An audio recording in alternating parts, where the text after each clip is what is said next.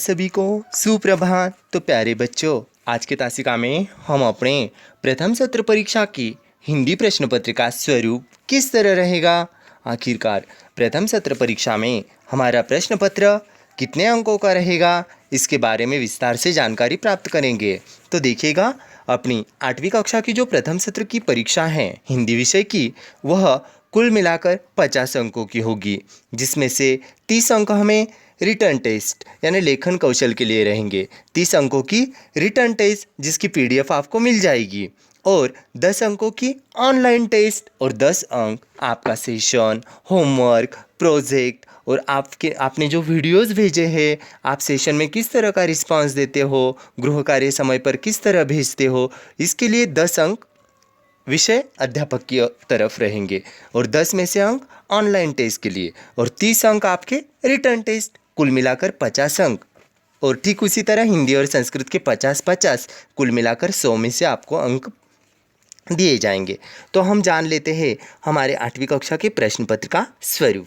अब प्रश्न पत्र का स्वरूप जानने से पहले मैं आपको सूचित करना चाहता हूँ कि देखिएगा, हमारे जो है 8वीं कक्षा की जो है कविता क्रमांक 1 यानी मातृभूमि कविता से लेकर अनमोल वाणी तक सभी पाठ, सभी कविताएं हमें परीक्षा के लिए रहेंगे। उस पर आधारित व्याकरण हमें रहेगा। अब प्रश्न पत्र का स्वरूप ऐसे रहेगा, जैसे कि प्रश्न पहला आपको रहेगा, खाली स्थानों में उचित शब्द भरकर वाक्य पूर्ण कीजिए। खाली स्थानों में उचित शब्द भरकर वाक्य पूर्ण कीजिए।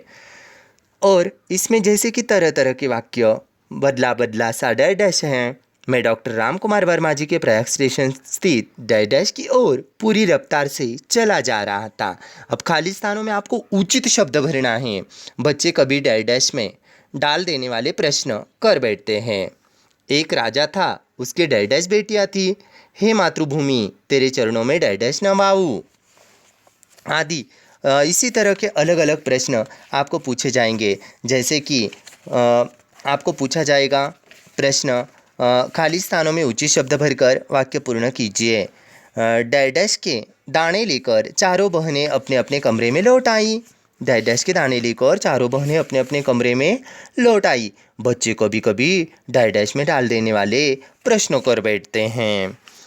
मेट्रो के खंभे के नीचे रात गुजारे डैश डैश। इस तरह के खाली स्थानों में उचित शब्द भरकर वाक्य पूर्ण कीजिए। अब निम्नलिखित शब्दों के उत्तर एक वाक्य में लिखिएगा। जिस प्रश्न का उत्तर आपको पूरे वाक्य में लिखना है। वारिस कौन, इस पाठ की लेखिका का नाम क्या था, या देखिएगा कविता क्रमांक 1 का नाम क्या है। राजा की मधुबन पाठ के लेखक कौन हैं, वाणी में हमें क्या घोलना चाहिए।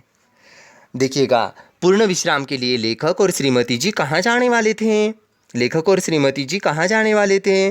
रामकुमार वर्मा जी का विवाह कब हुआ, उन्होंने इंटर की परीक्षा कब उत्तीर्ण की। हलधर यानी कौन। कृष्ण किससे अपनी बातें कर रहे हैं, मन की बातें, आदि सवाल आपको एक वाक्य में लिखने हैं। इनमें से अलग अलग प्रश्न आपको कविता क्रमांक 1 से अनमोल वाणी तक पूछे जा सकते हैं। फिर प्रश्न 2 रहेगा, निम्नलिखित प्रश्नों के उत्तर विस्तार से लिखिएगा, यानी 2 से 3, 3 से 4 वाक्यों में आपको इसके उत्तर लिखने हैं, सिर्फ 2 प्रश्नों के।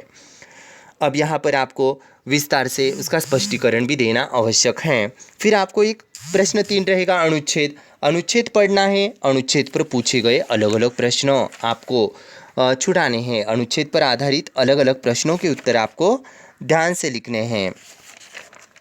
अनुच्छेद पर आपको किस तरह के प्रश्न रहेंगे, उन प्रश्नों के उत्तर आपको क्या करने हैं, ध्यानपूर्वक लिखने हैं। फिर आपको रहेगा कविता के कुछ चरण। निम्नलिखित कविता पढ़कर प्रश्नों के उत्तर लिखिएगा। अब कविता पर आधारित 2 अंकों के लिए आपको प्रश्न रहेगा। कविता ध्यान से पढ़नी है ताकि आपके प्रश्नों के उत्तर छूट न जाए।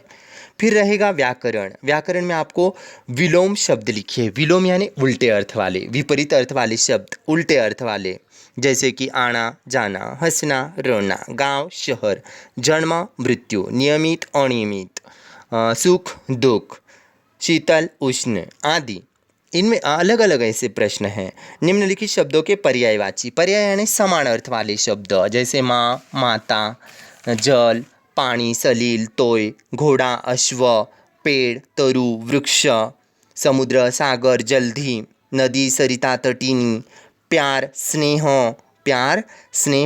प्रेम, ठंडा शीतल। देखो आदि आपको प्रश्न रहेंगे। इसी के साथ साथ देखो आगे हमें रहेगा व्याकरण। व्याकरण में और भी हमें रहेगा, जैसे कि व्याकरण में किस तरह के प्रश्न हमें रह सकते हैं। तो निम्नलिखित मुहावरों के अर्थ बताकर वाक्यों में प्रयोग कीजिए, यानी मुहावरों का अर्थ भी आपको बताना है। जैसे कि फुलाना समाना, 9-2-11 होना, चक्कर में पड़ जाना, गले लगाना, आँखों का तारा होना। फिर आपको पूछा जाएगा लिंग परिवर्तन, जैसे मोर मोरनी, नायक नायिका, अध्यापक अध्यापिका, नर्तक नर्तिका, कवि कवयित्री, लेखक लेखिका आदि। वचन परिवर्तन, जैसे एक वचन है या बहुवचन है आपको पहचानना है, जैसे मछली मछलियाँ, थैली थैलियाँ, नदी नदियाँ, झरना झरने। वचन एक वचन बहुवचन। वचन परिवर्तन यानी बदलना है, बेटी है तो बेटियां करना है, थैली है तो थैलियाँ, मछली है तो मछलियाँ, नदी है तो नदियाँ, राखी है तो राखियाँ आदि। और आपको प्रश्न 5 के अंतर्गत दिया जाएगा आपके विचार लिखने के लिए निबंध लेखन कीजिएगा। अब इस निबंध में आपको आपके विचार विस्तार से लिखने हैं। निबंध का प्रारंभ, मध्य और समापन किस तरह चाहिए, अलंकारिक भाषा शैली किस तरह चाहिए, अपने मन के विचार किस तरह चाहिए। इस तरह आपको वहाँ पर कोट्स भी आप डाल सकते हो, जैसे कि मेरी प्यारी माँ, हमारा विद्यालय, मेरा भारत महान आदि विषय पर आपको निबंध पूछे जाएंगे। इसमें से किसी एक विषय पर आपको सुंदर अक्षर में निबंध लिखना है और निबंध लिखकर जो है अपने प्रश्न पत्र का समापन आपको सुंदर ढंग से करना है। जैसे एक प्रश्न खत्म होता है, नए पेज पे नया प्रश्न लेना है। प्रश्नों के उत्तर आपको सुंदर अक्षर में लिखने हैं। प्रश्नों के उत्तर, एक प्रश्न का उत्तर खत्म होने के बाद रेखाएं ज़रूर खींचनी हैं। खाली स्थानों के नीचे भी उचित शब्द जो है उसके नीचे भी आपको रेखाएं खींचनी है। नए पेज पर नया प्रश्न लेना है। उम्मीद करता हूँ आप सभी छात्र और छात्राएँ बहुत सुंदर ढंग से हिंदी का पेपर लिखोगे। आप सभी को अपने प्रथम सत्र के लिए ढेर सारी शुभकामनाएं। धन्यवाद।